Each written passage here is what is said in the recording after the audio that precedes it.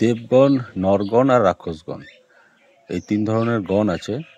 এখন দেবগণ যারা তাদের তাদের মধ্যে সত্ত্বগুণ বেশি দেখা যায়। নরগণ যারা তাদের মধ্যে রাজসিক গুণ বেশি দেখা যায়, আর রাক্ষসগণ যারা তাদের মধ্যে তামসিক গুণ দেখা যায়। এখন সত্ত্ব, রজ, তম এই তিনটে গুণ প্রত্যেকটা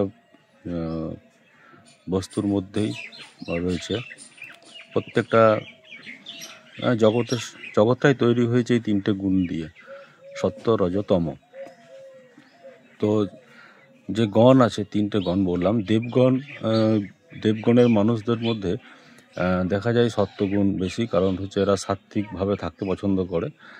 সাত্ত্বিক অর্থাৎ তারা সাত্ত্বিক আহার পছন্দ করে, তারা সাত্ত্বিক বিহার পছন্দ করে, মানে ভালো জায়গায় যেতে পছন্দ করে, ভালো শুদ্ধ আহার পছন্দ করে।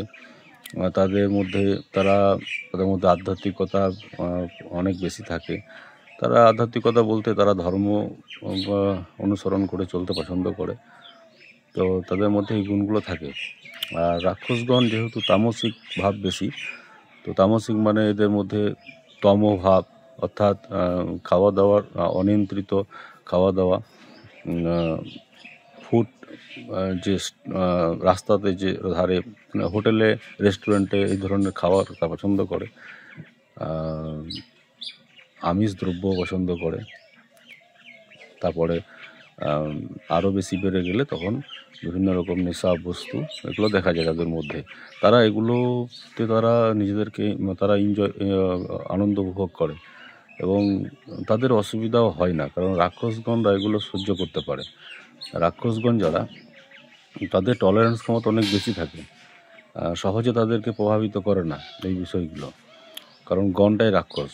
কিন্তু যারা সত্ত্বগুণী, তারা যদি এই তামসিক গুণ তাদের মধ্যে চলে আসে কোনো কারণে, তো তারা দুর্বল হয়ে পড়ে, ভিতর থেকে দুর্বল হয়ে পড়ে, হতাশ হয়ে পড়ে, কারণ ওদের টলারেন্স ক্ষমতা অনেক কম।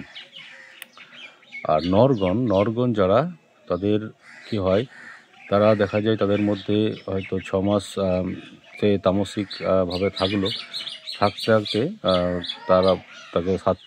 তার মনে হবে যে এবার সাত্ত্বিক দিকে যায়। তো সাত্ত্বিকতা আরম্ভ করবে। সেখানেও দেখা গেলো 5-6 মাস সাত্ত্বিকতা থেকে আবার কিছুদিন পর তার ভালো লাগছে না, সে আবার তামসিক দিকে যাবে। তো কি হয় যে সত্ত্বগুণ আর তামস গুণ, এই দুটো গুণের ক্ষমতা অনেক বেশি, যার জন্য যখন কোনো মানুষের তামসিক বিচার বুদ্ধি বা গুণ বেশি হয়ে যায়, তখন সত্ত্বগুণ তাকে আকর্ষণ করে। অর্থাৎ সত্ত্বগুণ তাকে বলে যে তমস গুণ থেকে তুমি এবার সত্ত্বগুণে এসো, কারণ ওখানে তুমি